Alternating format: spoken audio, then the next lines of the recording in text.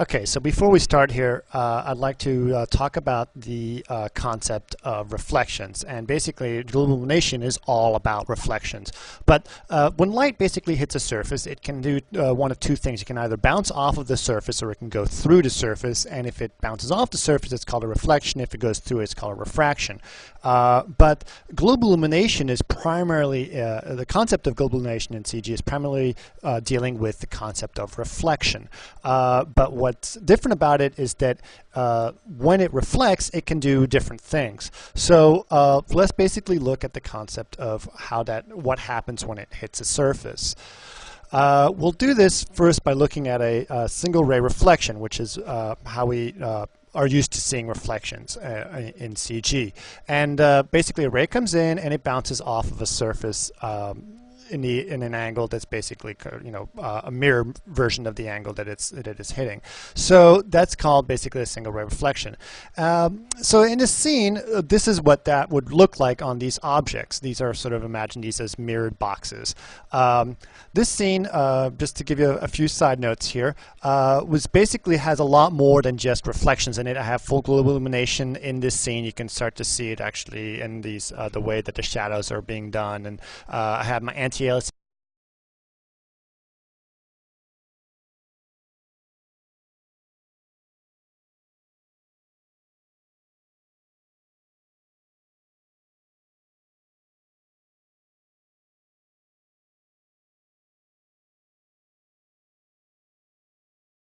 time here, and I'm seeing a rendering time of 4 minutes 10 seconds, and that is actually a little bit high for an image like this. But again, like I said, I added a lot more than just reflections. I have a lot of GI and some high anti-aliasing, etc. So, but this is a good real-world example of just looking at what that can be.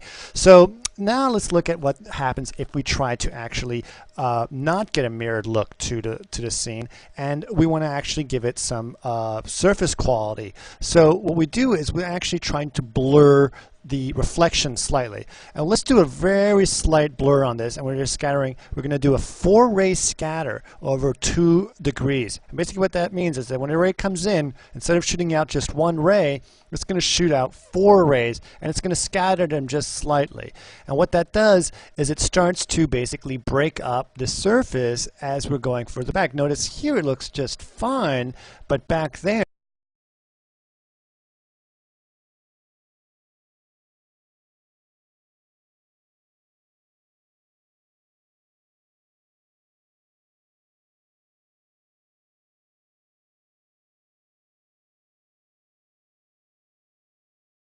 time has gone up very slightly, but it has gone up.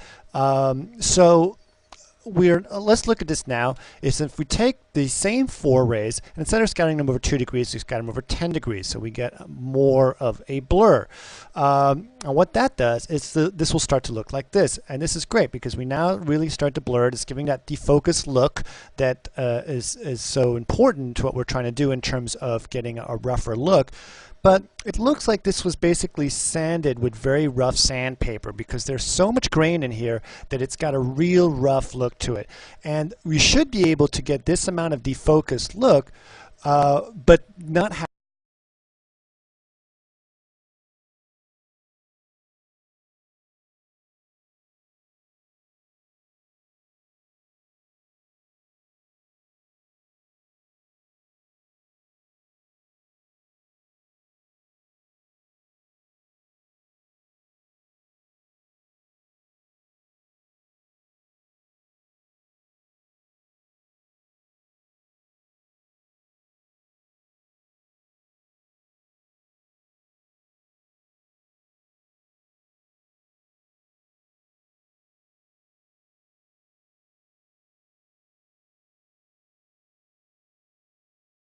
rays.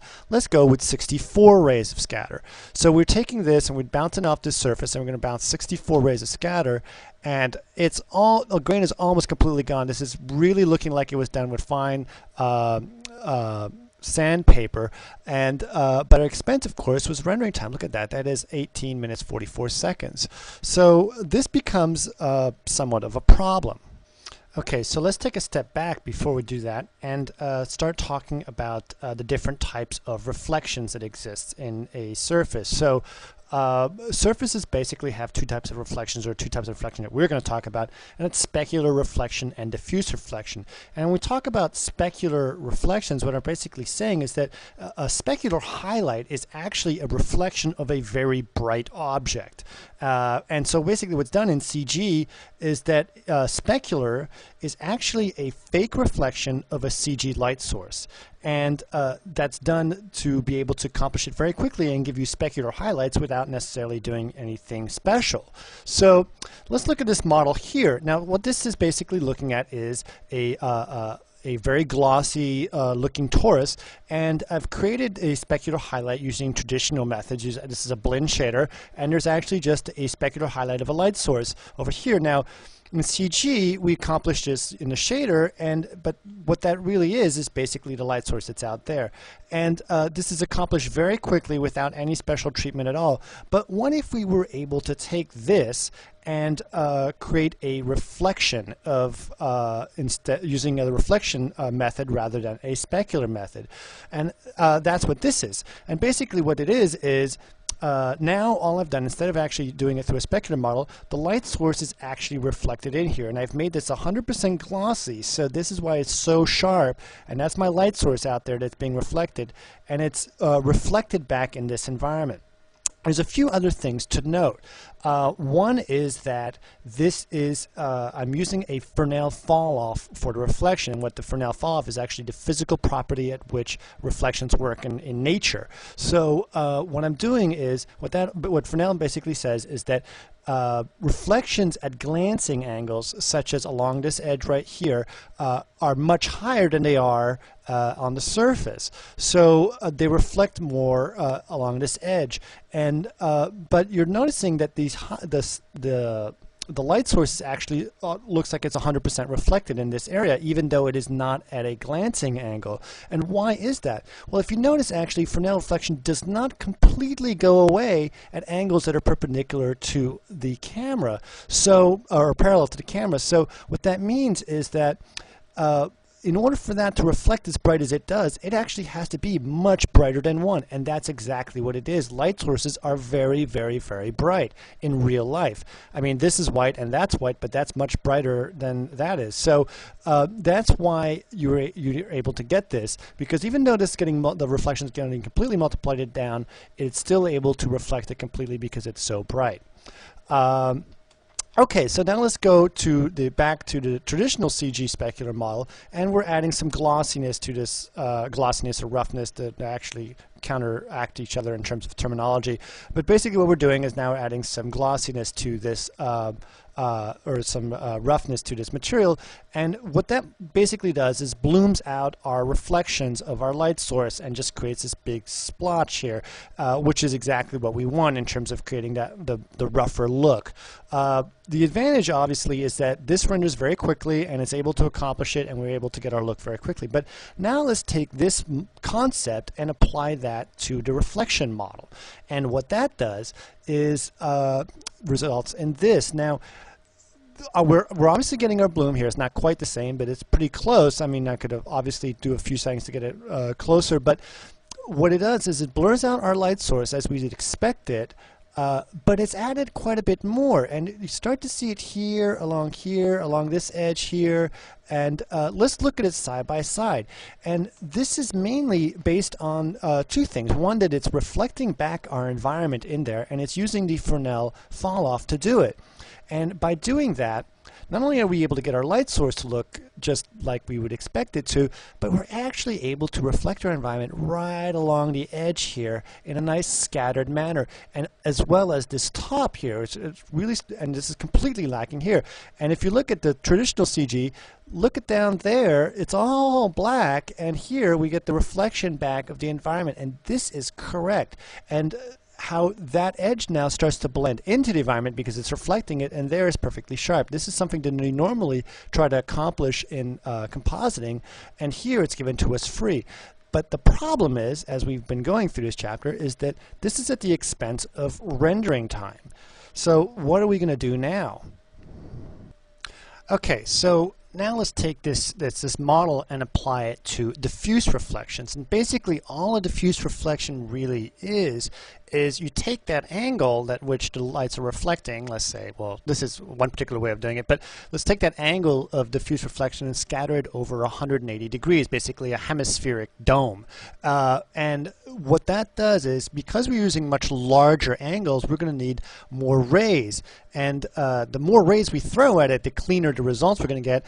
But also, the more rays means longer rendering times, which can be, as we know, is a real problem. But we'll talk about the solutions in a bit. But let's just sort of look at the concept of diffuse reflection. And so now let's basically take a reflection model, and we're going to reflect 16 rays, hemispheric rays, off of a surface, and that's going to give us our diffuse reflection. And let's look at this particular scene here. Now, what's going on is basically that a ray comes in and it's reflecting back, and if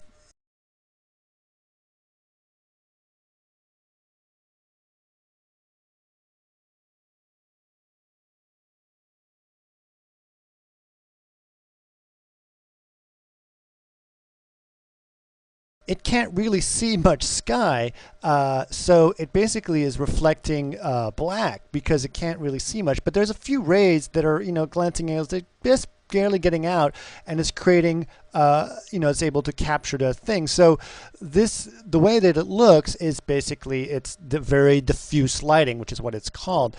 And a few other things to note on this, in order to give a true rendering time examples, because I know that a lot of people are interested in the